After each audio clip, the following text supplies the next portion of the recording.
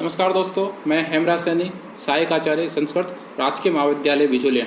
आज के इस ई लेक्चर में अध्ययन करने जा रहे श्लेष अलंकार। जैसा कि पूर्व वीडियो में श्लेष अलंकार के अतिरिक्त यमक अलंकार और अनुप्रास, ये दो अलंकार है, इन दोनों ही शब्द अलंकारों के बारे में अध्ययन किया जा चुका है। और जहाँ तक आपके पाठ्यक्रम का सवाल है तो पाठ्यक्रम में आपके केवल प्रत्येक अलंकार का लक्षण और उदाहरण, ये दोनों ही आपकी परीक्षा में पूछे जाते हैं। तो आपको जो लक्षण और जो उदाहरण है वो दोनों को कंठस्थ करना है और उसके पश्चात ही आप जो अलंकार का जो अर्थ हैं या किस उदाहरण में कौन सा अलंकार घटित होता है उसके बारे में आप अच्छी प्रकार से जान पाओगे। जहाँ तक श्लेष अलंकार का अर्थ है, श्लेष अलंकार में जो श्लेष पद हैं उस श्लेष पद का अर्थ है चिपकना या जुड़ना। अर्थात यहाँ पर जो शब्द होते हैं वो परस्पर इस प्रकार जुड़े हुए रहते हैं कि उनका मालूम नहीं पड़ता, या वो जो शब्द होते हैं वो शब्द ही उस उदाहरण विशेष में चमत्कार आदायक होते हैं या उत्कृष्टता उत्पन्न करते हैं उस उदाहरण में, या उस जो उदाहरण है होता है उस उदाहरण का अर्थ भी उस शब्द के माध्यम से ही वहाँ पर प्रतिपादित किया जाता है, परिभाषित किया जाता है।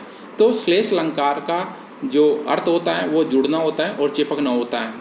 इसका जो लक्षण है वो इस प्रकार होता है कि श्लिष्टै पदैरनिकारता विधाने श्लेष इष्यते, अर्थात श्लिष्ट अर्थात श्लिष्ट पदों के द्वारा तृतीय विभक्ति बहुवचन का शब्द देखने को मिलता है। श्लिष्ट और पदई, जैसे राम के समान बहुवचन होता है रामई, तो राम के द्वारा या श्लिष्ट पदों के द्वारा, तो दोनों ही पद हैं। श्लिष्ट पदों के द्वारा जो श्लिष्ट है वो पद की विशेषता है यहाँ पर, अर्थात पद कैसा होगा, वो श्लिष्ट होगा, वो चिपका हुआ होगा, वो एक दूसरे से जुड़े हुए पद होंगे।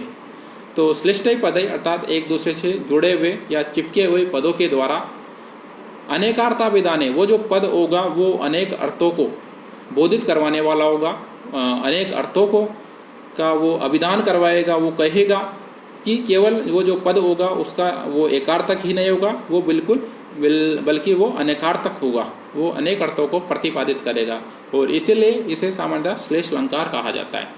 श्लेष अलंकार के भेद को लेकर भी विद्वानों में मतैक्य देखने को मिलता है। कुछ विद्वान जो होते हैं वो श्लेष अलंकार को मुख्य रूप से दो भागों में बांटते हैं, एक तो सबंग श्लेष और दूसरा अभंग श्लेष। लेकिन कुछ काव्यशास्त्री विद्वान श्लेष अलंकार को या सबंग और अभंग इन दोनों को ही मिलाकर के श्लेष अलंकार के 8 भेद स्वीकार करते हैं, जिसमें वर्ण श्लेष, विभक्ति श्लेष, वचन श्लेष, पद श्लेष, लिंग श्लेष, भाषा श्लेष, प्रकृति श्लेष या प्रत्यय श्लेष, इस प्रकार से 8 भेद श्लेष अलंकार के देखने को मिलते हैं। श्लेष अलंकार के उदाहरण को जो होता है, उदाहरण एक में विशेषता होती है, और जो उदाहरण में जो पद आते हैं उसमें कुछ ऐसे पद होते हैं, कुछ ऐसे शब्द होते हैं जो दो प्रकार के अर्थों से युक्त होते हैं, द्व्यर्थक होते हैं। तो और वो द्व्यर्थक ही उस श्लोक का जो अर्थ होता है, उसका जो भावार्थ है, वो दो प्रकार से वहाँ पर उसका भावार्थ प्रतिपादित करते हैं। अर्थात प्रत्येक जो शब्द होता है, जो चिपका होता है, वो अपने अपने अर्थ को वहाँ पर प्रतिपादित करता है। जैसा कि श्लेष अलंकार का उदाहरण देखने को मिलता है, शिशुपाल वद्य महाकाव्य का ये उदाहरण है, जो महाकाव्य, उसमें कहा गया है कि प्रतिकूलताम उपगते ही विदौ विफलतौ मेति बहुसाधनता अवलंबनाय दिन भर दुर्भु न पतिष्यतः कर सहस्रमपि। अर्थात प्रतिकूलताम उपगते अर्थात प्रतिकूलता को प्राप्त हो जाने पर या प्रतिकूल हो जाने पर ही, क्योंकि विदौ अर्थात विधि, चंद्रमा या भाग्य के प्रतिकूल हो जाने पर विफलता में अर्थात विफलता को प्राप्त होते हैं। कब होते हैं? बहुसाधनता अर्थात अनेक प्रकार के साधन होने पर भी चंद्रमा या भाग्य के विपरीत होने पर असफलता को प्राप्त होते हैं, अर्थात विफलता को प्राप्त करते हैं। कैसे करते हैं? अवलंबनाय, जैसे कि सहारा बना हुआ, एक दूसरे के सहारा बना हुआ, दिन भर तुर्भु अर्थात दिन के ढलने पर या सायंकाल के समय, कर न पतिष्यते अर्थात उसे गिरने से नहीं रोक पाता। कौन नहीं रोक पाता? कर सहस्रमपि अर्थात हजारों किरणों से युक्त सूर्य भी, अर्थात हजारों किरणों से युक्त सूर्य को भी सायंकाल होने पर उसे गिरने से नहीं बचा पाता, अर्थात वो अस्तांचल में निश्चित रूप से प्रवेश करता है, उसे अस्तांचल में प्रवेश करने से नहीं रोका जा सकता। उसी प्रकार सैकड़ों हाथ होने पर भी यदि भाग्य प्रतिकूल है मनुष्य के, तो उस व्यक्ति को सफलता प्राप्त नहीं हो सकती, चाहे कितना ही वो प्रयत्न करे। तो एक भाग्यवादी सोच ये बताता है श्लोक कि भाग्य यदि विपरीत होता है तो कितना भी प्रयत्न किया जाए कितने भी सैकड़ों साधन हो, उन सैकड़ों साधन या सैकड़ों प्रयत्न के माध्यम से भी सफलता प्राप्त नहीं कर सकता, या जो अपना निर्दिष्ट उद्देश्य है, जो प्रयोजन है, उसकी सिद्धि नहीं हो सकती। तो यहाँ पर जो पद है विदौ अर्थात प्रथम पाद का जो अंतिम पद है विदौ, वो विदौ सप्तमी विभक्ति एक वचन का शब्द है।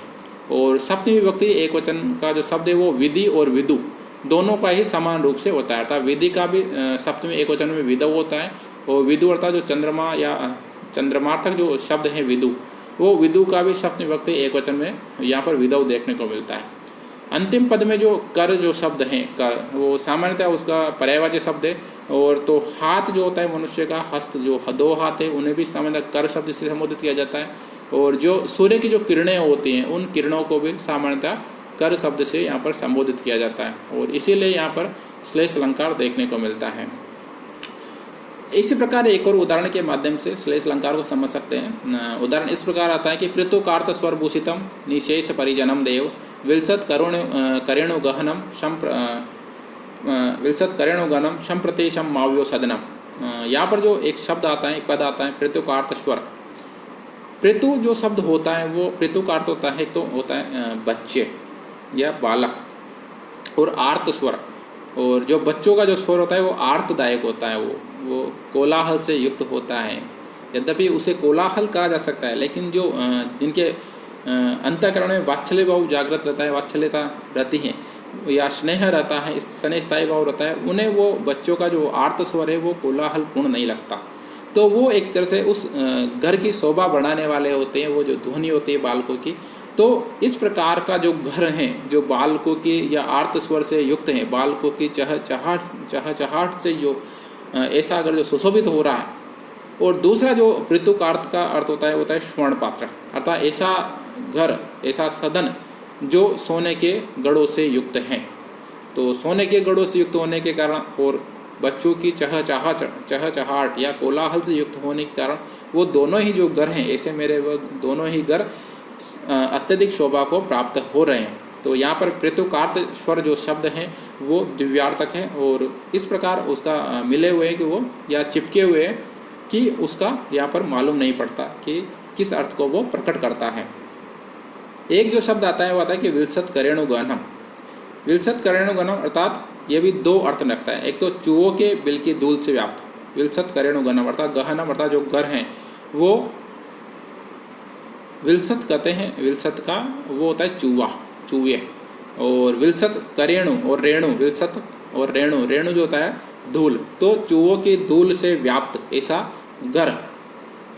और एक शब्द होता है विलसंती करेणु तया गहनम अर्थात सुशोभित हथिनी से युक्त, हाथी का जो मादा स्त्री होती है, मादा हथिनी से युक्त।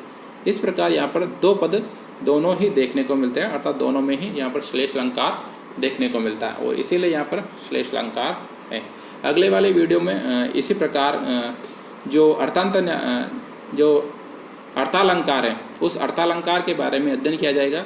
यद्यपि अर्थालंकार के बारे में पूर्व वीडियो में भी मेरे द्वारा वर्णन किया गया था कि शब्दालंकार और अर्थालंकार में मुख्य रूप से भेद ये होता है कि शब्दालंकार में शब्दों की प्रधानता होती है, पदों की प्रधानता होती है, और जबकि अर्थालंकार में अर्थ की प्रधानता होती है, अर्थात भावार्थ की वहाँ पर प्रधानता देखने को मिलती है। तो धन्यवाद।